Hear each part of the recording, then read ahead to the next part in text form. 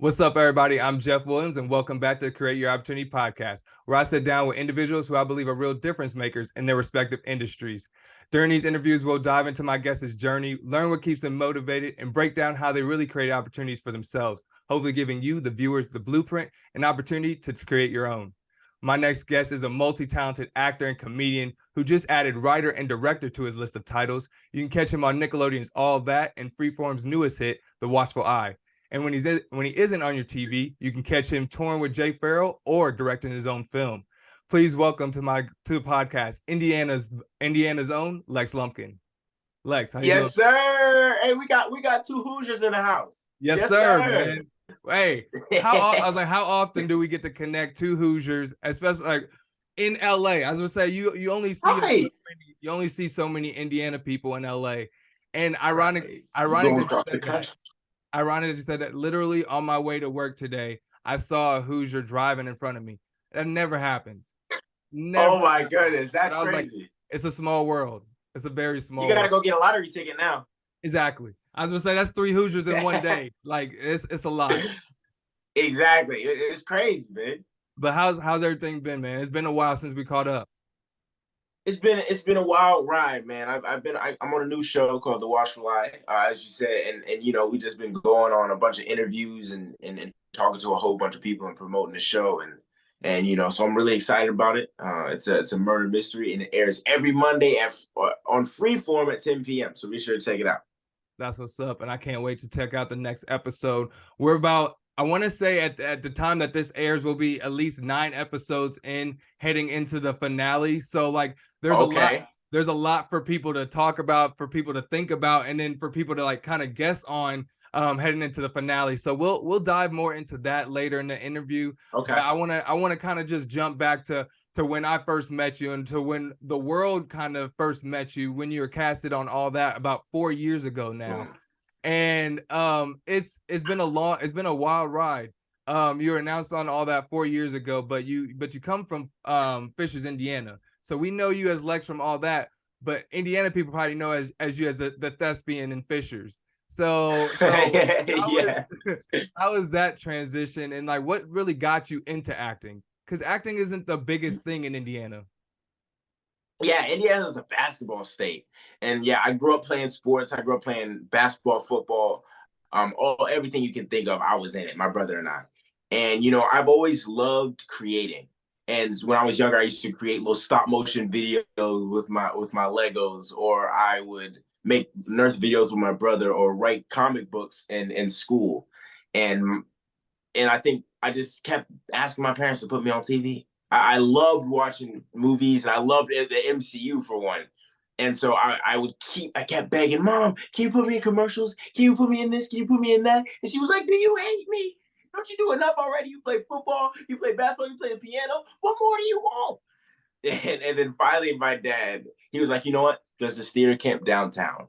And it's just for summer. Maybe it'll suffice for now. And as you can tell, it hasn't. You know, so after that, about a few weeks after the camp ended, they asked me to come audition for the play Stuart Little, the role Stuart Little, and I booked it, and it's been constant from then on.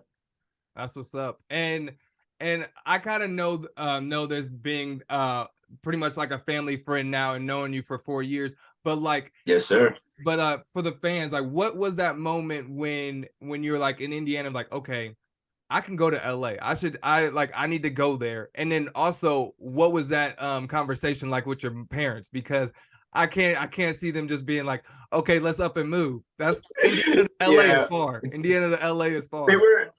They were very hesitant at first, because like my mom wanted me to go to college, and she wanted me to go the traditional route. And I didn't LA was never really a thing for me. I didn't know that LA was where the market was. I just wanted to get in it.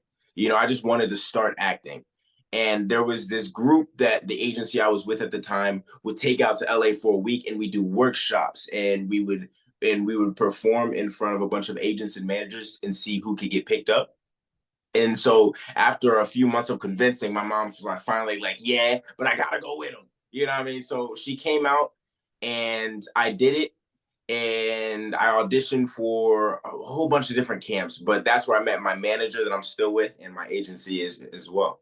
And Yeah, it was a crazy experience. I was super nervous at first, and there was this speech that the guy gave. His name was David Grays, and it was at Gray Studios, and it was this life or death speech. Like, there's millions of kids out there that would love to be in your position. Right before we went out, and I was like, yo, that did not help my nerves at all. But at the end of the day, we went out. I killed it, and boom. And look at you now. Now you Yes, guys sir. have a permanent residence in LA 4 years later, still killing it, still on your TV way, like on Appreciate the it, bro. TV waves, and then also touring around, being a comedian, a stand-up comedian, flexing multiple I different appreciate it. talents and everything. So I mean, you love to see it. So Thank you. Thank you. like we just mentioned, you're after those, after you did all the camps and once you did the auditions and stuff, you landed all that. And a lot of people know the original All That, and you guys were the all new All That, bringing back all the nostalgia but in a new way. So it was really cool to see. It was really cool to see that, and it was really cool to see like how you guys brought a lot of the same beats that the original All That had. And one thing about the original All That, they had a lot of big name guests, and so did you guys. So Yes, I sir. mean, we've talked about your time on All That, but I really want to get like some of your favorite moments. So like, who was your favorite guest star during your time at All That? Who was my favorite? Okay, I will tell you this. LMA was my favorite guest star. What? Because I did not know she was British until like she started talking. Because a lot of British people, they'll sing in Yeah. American accent, and so like I went out. It was during rehearsal, so it was the first time I've ever seen her. I went out. She was sitting in the chair.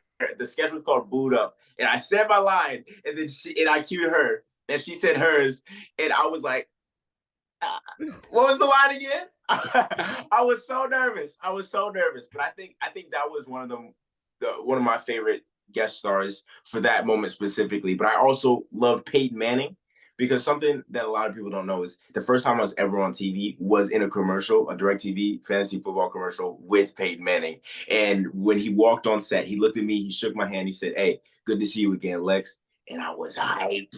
Because Peyton Manning, I'm from Indiana, so he was my favorite quarterback. You feel me? And Exactly. so I was so excited about that, and I'd say those two are my favorite guests. That's what's up. I was gonna say him and Reggie Miller are like the two goats in the state of Indiana. And then like Yes, sir. so being able to hang out with Peyton Manning, for him to know who you are and just like remember like, oh yeah, that's my guy. We work together. That's a really dope experience. And Yes, sir. Yes, before sir. I get into the some more favorites, I kind of skipped something because you went from Indiana acting and you came to LA, and this All That was your first big role. What was that Yeah, experience like going through the promotion of all of it? Because this was like the first revamp of All That in multiple years. yeah. Now you're the face of it. You're one of the like the it kid or the like it stars in it. You're going everywhere. You're hosting NFL shows. Like you're doing everything. Yeah. What was that experience like going from going from junior high in Indiana to being on TV every day, all day in your airways? it's it was a dream come true, and I look back on it, it's such an amazing experience, and it felt like I trained all my life for it, because growing up I used to always get on the fireplace and perform in front of my family, or perform in front of my classmates, you know what I mean, and when I was giving a presentation. And so all the camps that I went to before it, like Second City and Groundlings, all the improv things, it all led up to that, and all that was like kind of the perfect transition, especially from theater to TV, because all that we had to bring big energy every week, and we got to fly to New York. We got to meet a whole bunch of people. It was I just can't put the words how much fun it was, and it was a good group of people, and I still talk to a lot of them today.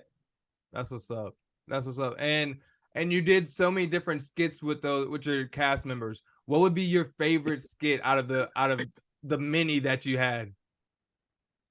You know what? My favorite one was the Denzel Washington one. Oh yeah. Show me pizza. Huh? That was my favorite, because Denzel Washington, he one of my favorite actors. Yeah. And then not only that, the literal guy who got me in the impressions, Jay Pharoah, he reposted it on his page and followed me, and he was like, "Yo, that's a good impression, little bro." And I was like, "Oh my god, You would have thought something happened to me because I was running around set screaming. But that was definitely my favorite sketch. We did like 3 renditions of it, and it was so cool because he actually got the writer of that sketch, James the Third. He got inspiration from me doing a stand-up bit, which was Denzel Washington being the kindergarten teacher. That's really dope. That's it's like some full circle moment, being able to Yeah, literally create the character, someone see that, and then showcase it on a big stage, and then like one of your favorite comedians seeing it. So it's really yeah, that's dope. That's dope. And to see yeah. what doors that open down the line that we'll talk about like talk about in this interview is dope to see. Yes, sir. So 2 other comedians that you got to work with, whether on the producing side or acting side, are Keenan and Kel, Yes, the sir. traditional OGs of all that. What was it like working with them, and like what kind of nuggets did you take from those experiences? Oh my goodness. It was really crazy working with him because I loved Good Burger because I watched that movie so much right before I was on all that, and so I already knew who Keenan and Kel were, and I also loved SNL. So I was a big fan of Keenan, and I remember during one of the table reads with Kel specifically, I was like, man, I wonder how I can take this to like the next level. And so I was like, yo, man, do you have any tips for me? And one of the things he said is when you go out and you film and you're on stage, you want to make sure that you leave everything up there. Don't ever come off thinking like, man, I wish I would have did this, man, I wish I would have did that. Just do it all. And the best take will come. And that way you'll be able to live with no regrets. And I still go by that today. That's really dope. And I mean, that's great advice, like you said, to kind of just go with anything and take that anywhere you go in every avenue. Like whatever you do, just do it your all. So I mean, I love that. Yes. I Yes, sir. and talking from one show to the next, your newest project is the Watchful Eye. Yes, sir. You go from sketch comedy to drama. Like this is a whole different bag, man. And you're killing it. Yes, I sir. love to see it. Thank you. Fans can see this on Freeform, like you said, on Mondays, and then I believe the day after on Hulu. Is that what it is? On Hulu. Yep. On Yeah. Hulu the day So after. look, it's on multiple airways. We're streaming on multiple platforms. You gotta check it out if you haven't already. But like I said earlier, we might at this point we're probably 9 episodes in. Can you give the audience a non-spoiler intro into what the show's about? Oh, definitely. So it's a Hitchcockian murder mystery about a young woman with a complicated past named Elena Santos, and she's maneuvering her way into working as a live-in nanny for an affluent family in Manhattan. And she doesn't know that everybody's got ulterior motives and deadly secrets, but what they don't know is that she has some shocking secrets of her own. And one of the best parts of the show is the fact that not only does it have an empowering female lead with an axe to grind, but it really highlights the differences in socioeconomic status. And so the meaning of being a have or a have not is very clear from the jump, and it becomes an important part of the series as the story continues. That's really cool. And I love watching and you seeing, like you said, the have and the have nots. It's creating a lot of Yeah, good topics to talk about, a lot of good things to think about. exactly. The whole show does that, but especially like that specific narrative and that specific topic brings up a lot of conversation pieces. But Exactly. I kind of mentioned it before. You went from sketch comedy to drama. How has it been flexing this muscle in the drama sense? I love it because as an actor, it's very important for me to be or not just as an actor, but as a creator, it's very important to be multifaceted. And you can even see that in some of the people that I look up to, like Jamie Foxx. He can sing, he can do comedy, he can do drama, he can do it all. And so, being able to show people, especially coming from a show like All That, where every week we have to bring the energy and feed off the crowd, and I loved it. But for the Watchful Eye, I have to really focus on bringing a more natural and grounded performance, and being able to show people that I can flex in both comedy and drama is very fun for me, and I hope people like really take to the show. Yeah, and I think they will. It's a great show, and you play a Yeah, really cool appreciate it. character, and like your character comes off. Elliot. Yeah, Elliot comes off as like a person that's confident and like well informed young man at the Yes, beginning, sir. but then you slowly start to see like him as a natural teenager with the insecurities and Mm-hmm. everything. So like, Exactly. how would you describe your character, and like how has it been like creating Elliot? Well, you did a good job of explaining yourself because like he's a really funny. He's a cool, smart teen with an old soul. And because he's lived in the Great Ball his whole life, he's very aware of the things that are happening around him. And that makes him a key player in the series. But something that the funniest part about him to play is the fact that not only does he seem like he knows it all and he's quick on his feet, but he's still a kid, right? So he's still learning life from a teen's perspective, and he gets tongue-tied when talking to girls he likes. And so, I think that's something that makes him very endearing to audiences, and I think people will really, really love Elliot. That's what's up. I know they will. And God Yes, willing, sir. we get the show picked up for a season 2. What would you like to see from Elliot specifically, and just the show and all as a whole for season 2? Ooh, what would I like to see from Elliot specifically? I like to see. Well, I guess we're telling him what I like to see. Be a little bit of a spoiler as to what he's in. Not. I mean, I think if he was alive, what would you? No, just like just give us some hypothetical. I can't say too much, but I think it would be really cool to see Elliot in terms of like the darker side of the show. You feel me? Because he's a very trustworthy character, and he comes off as someone you can really put your faith in. But I think it would be really cool to see, kind of another side of him. Maybe he knows more than he's letting on. You feel me? Yep. But I think that'd be really dope. Yeah, I will. I can't wait to check it out. And hopefully there is a season 2, and hopefully Elliot is part of season 2. We'll just keep it at that. And I'm not gonna say too much. You know what I mean? Yeah. We're not gonna say too much. That's what's up. That's what's up. And so you shot this the series in Vancouver. How was it like shooting in Vancouver? What was it like being in Canada? Was I and you pretty much became a Canadian for a month. Or I said a month. How long did you shoot there? You pretty much became a Canadian because you were there for a while, right? Yeah, we were there for 6 months. Okay, we were there for 6 months. I think I came back in the middle. Yeah, I was a Canadian for a little bit. But it was really crazy because that was my first time out of the country. And so being able to travel and see the sights was really amazing. And we did a lot of things while we were out there. We had some gelato, and there was a little street where there was a whole bunch of different food places. There was sushi, there was ramen, there was everything. And then one of the crazier stories that I like to tell is while we were out there, it was late night after we got home on set, and one of my castmates was like, yo, they were staying in another hotel that a lot of people go to when they're coming out to Vancouver. And they were like, yo, I think LeBron James is literally here in the bar. And I'm like, girl, it's late. Go to bed. You probably drunk, man. We got to go on set tomorrow. And she was like, no, I promise you he's here. A week later, guess what I see?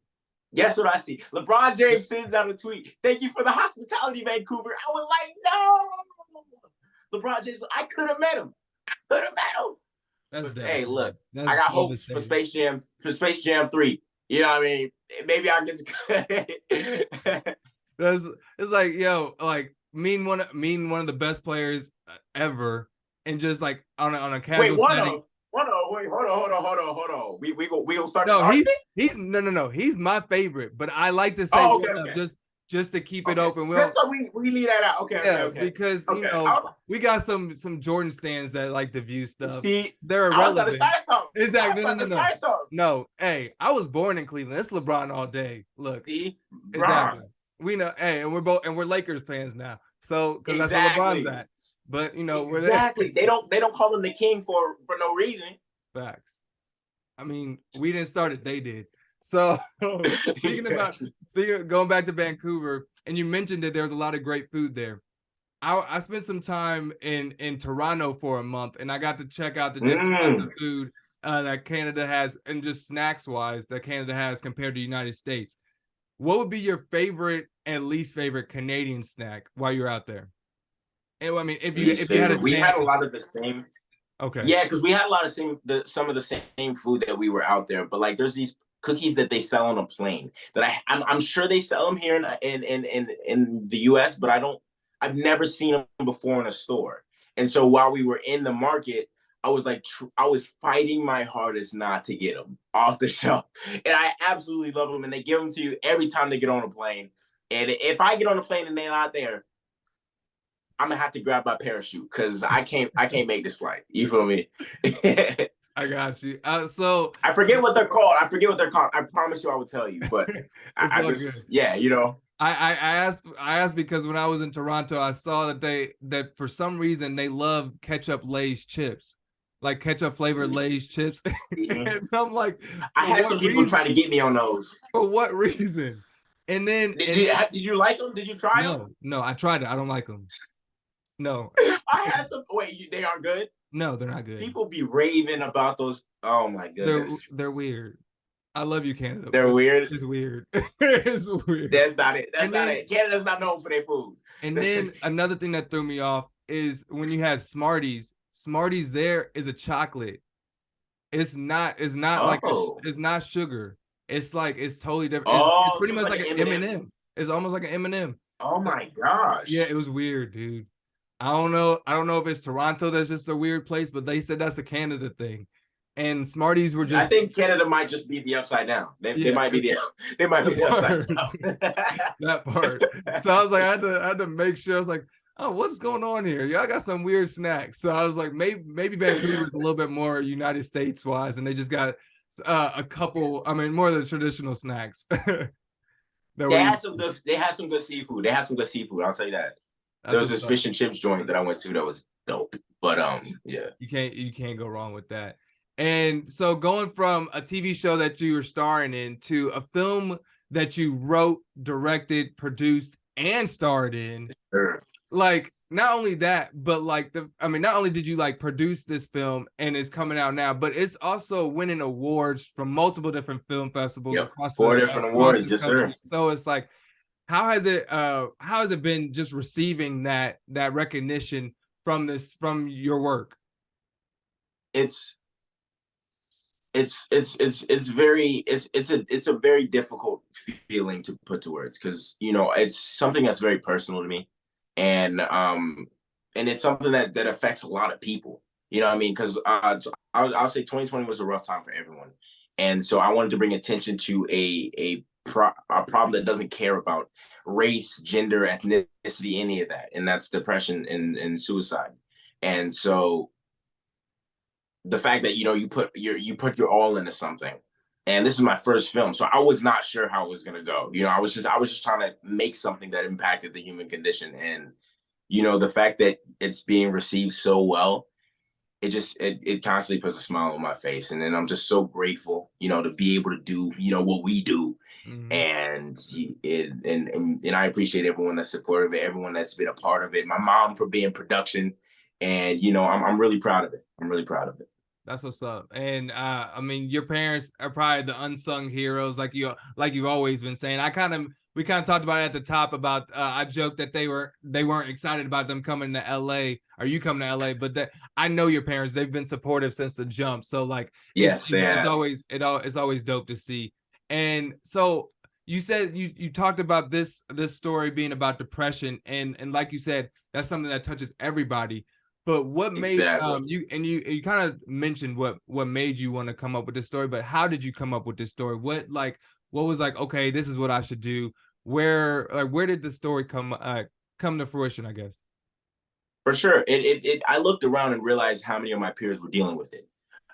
According to the CDC, from ages 15 to 24, the leading cause of death is suicide. For no, the third leading cause of death is suicide. The leading is car accidents. And so it was something that I felt like needed to be talked about more.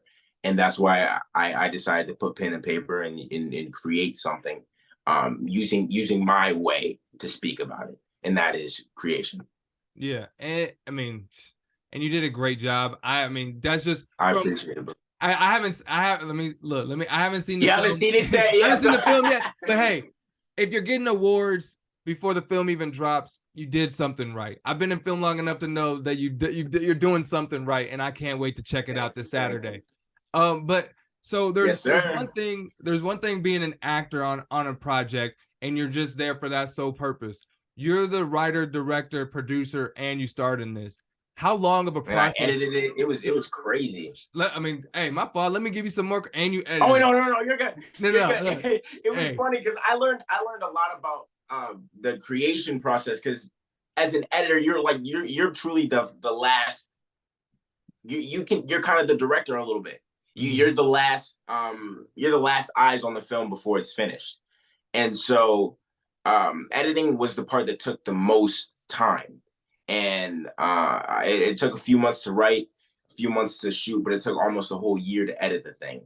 And, being able to put on multiple hats is very immersive, and it truly made me fall in love with this business even more, because and being a part of each step of the way, it's crazy because like the vision you have, you get to make it. You're like, if it doesn't turn out how you don't want, then that's kind of your fault. You feel me? So I'm definitely looking forward to the next one, and this is something I'm definitely you're gonna see from me more.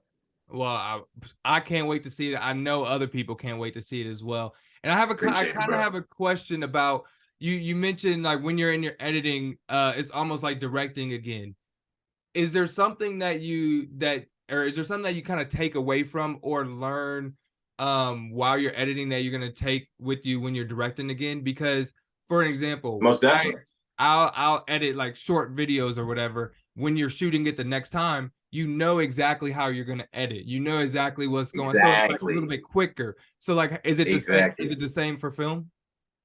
Yeah, because you learn, like I learned that I have to pay more attention to the actual filming itself for it to turn out better after you edit it. Because you have to pay attention to the sound and what's going around it, and what type of mic you're using, so that when you edit it after, it sounds better, the cuts are cleaner, and the framing is so much better. And so the more you do it, like anything, the more you work the muscle, the stronger it'll get. And so it's just about reps. Yeah, and I mean, like you said, you're gonna be doing this again, so can't Yes, wait to see sir. you get more reps into this because it's only gonna get bigger and better.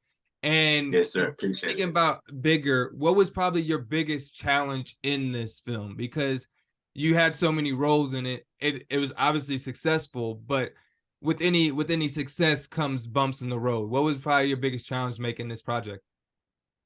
The biggest challenge I'll definitely say was the editing piece, because I'd made videos before for years before I'd edited, but this was a whole new beast. I know keyframing was one of the hardest parts, and I had to learn how to edit around green screens. And so learning how to edit that keyer, and mess with the colors, and the width and everything, it was pretty cool. And so I I'm definitely looking forward to doing that more, and it's definitely a challenge that I had to overcome. That's what's up. And I mean, editing, I mean, just as a person that does it on a different kind of platform, but like it's Yeah, something that it's just like it's I approach it like basketball or riding a bike or probably basketball. It's just like something you keep practicing and then you get better at it and it exactly. becomes way more natural. It becomes way more smooth and stuff. So like it's cool to hear you talking about the keyframing and stuff because those are Yes, sir. classes I like I took in college, but then like literally for jobs now, I've like looked on YouTube to relearn how to do editing styles, do green screen Boom. styles, do different graphics that you want to do on After Effects. So it's always cool Exactly. that you're talking about the continuous learning, continuous like growing to just better yourself in your field, and it shows because you're obviously doing Appreciate it, that. bro. And Thank you. Thank you. talking about that's obviously multiple bags you're in when you're talking about writing, directing, producing, starring in, and editing. But I want to talk about another bag that you're in with a stand-up comedian. I mean, Woo!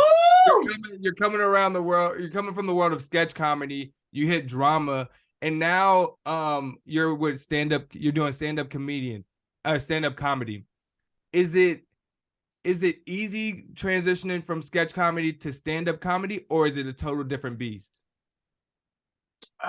It's similar, because with any type of comedy, or you know what, it depends, because like with all that, we had live audiences, and so it's kind of like stand up in a way that, like, when you say a joke, you get your feedback immediately. If it's funny, people are laughing. If it's not funny, you feel me? So it's a little different in terms of sketches. You're acting things out, and as a comedian, you're trying to tell that story, and you're also acting it out as well, but you don't have all the props. And Mm. so, I definitely say there's a few key differences, but at the end of the day, comedy Comedy's comedy, man. And so if you get it, then you get it. And if you don't, you can, but you really got to work. You know what I mean? And there's a lot of people that say comedy is harder than drama. I I think for different people it easier for others. You know? Yeah. And Yeah. you kind of touched on it earlier about how you ended up touring with Jay Pharoah and AJ Foster with the initial Yeah. initial interaction. But what happened between the initial interaction with Jay Pharoah seeing your Denzel impersonation to you touring with him? How did Well, that go? I got to he let me do a guest spot on Okay. his Sacramento tour, Okay. and then that's where I met AJ, and they're both absolutely hilarious. But I think the timeline was like we he first saw me on all of that, and then eventually after when the show ended, we got to do another show called Unfiltered. And it was like a game show, and me and Jay we were bouncing energies off each other, and one day he was like, "Yo, Lex, just let me know, look at the tour dates, and just pick one, and I'll let you come on." And I was like, "Oh snap, that's amazing!" And so then when we were in Vancouver on the way back, you know what? I think I got my set down. And then we just called Jay and let me see what it's like. And then I go on stage, and it worked out amazing. And now I'm just going to open mics, practicing, working on the next thing. That's really dope. And what was it like working with Jay, or just being on stage with Jay and AJ? Did you like did you get to learn any advice from them? Absolutely. They gave me a few pointers on my set, and I remember one moment specifically is like after Jay went up, and as he was giving the props to AJ and me, he was like, "Yo, give it up for AJ, give it up for Lex," and he called me his protege, and I was like, "Oh my goodness, this is so dope." Because Jay is literally the guy that made me want to do impressions, and I've looked up to him for so many years, and then finally being able to be able to sit in a green room with him, you know what I mean, and just talk about stuff. It's just it's so amazing. And again, I say it a lot, but I'm so blessed to be in this position. And I look up and I thank God and I thank my family for supporting for so long. We're just gonna keep on going. Hey, and we love to hear it. And that leads me to my next question, because if you're gonna keep on going, does that mean you're gonna be on the stage again? I know you're gonna be God willing, you're gonna be in Vancouver season 2. But between that, can we expect to see you on tour or just on stage again? I don't know if I'll be going on tour anytime soon, but I'm definitely gonna be on stand up. I'm definitely practicing. I'm gonna be making more sketches, filming more short films, and just to stay updated with me, everything's gonna be at Mr. Lex Lumpkin on Instagram, TikTok, on all platforms. Perfect, perfect. Hey, that y'all heard it. The viewers know. Keep up with them. Yes, sir. And you just talked about it. You have a lot of stuff going on. Short films, skits. You have a TV show. You're gonna be back on stage. You're also a teenager. You also got all the distractions, the angst, the opportunities. You got a lot of stuff going on, my man. How do you Yes, sir. How do I stay motivated? I think I love it, man, and I want to be able to do something. I like being able to tell the stories of for people who may not be able to tell their own. And one thing that I love about storytelling is that when someone goes in to watch a TV show and they're on the first episode, or they walk into a theater to watch a movie, they have an open mind. And so that's your chance as a creator to get in there and give them a perspective that they may not have thought of before. And that's why we find ourselves chilling for the villain a lot, like in Joker or in Peaky Blinders or Breaking Bad, because we have an open mind. And I think that's what really drives me. And you can really show people what they can't see outside of that, and it's so cool and it's so fascinating to me. That's dope to hear. And you've done that for people in so many different facets, whether it's Thank you. comedy, drama, on stage. You've let them into your life. You let them see different characters, see themselves in different characters, and it's always fun to watch.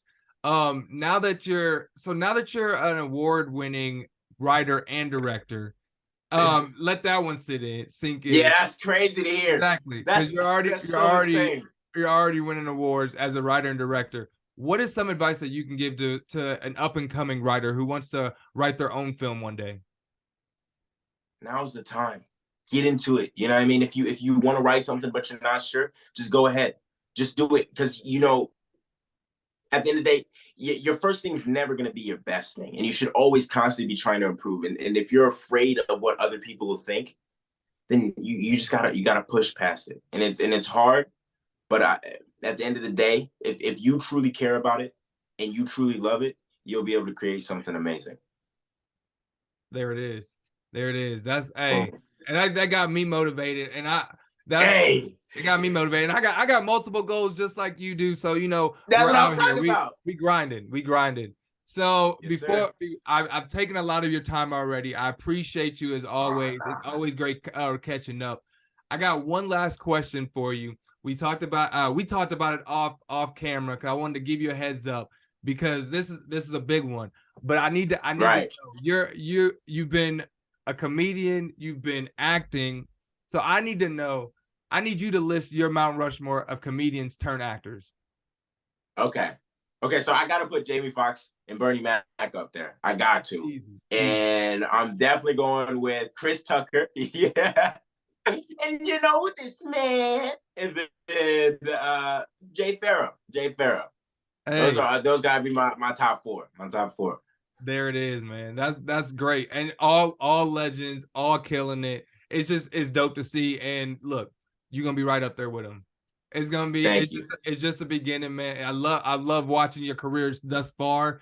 It's like I said, I've only known you for 4 years, but in those 4 years, you've done so much. You've created so many different characters, stories, avenues for people. It's dope to see. You created opportunities for yourself, and you've shown people throughout your work and throughout this interview how to create opportunities for themselves. So I just appreciate you again.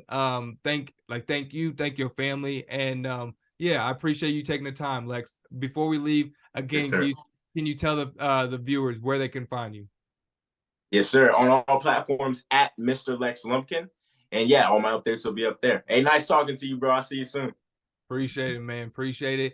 And I appreciate y'all watching. We'll be back again, and have a good one.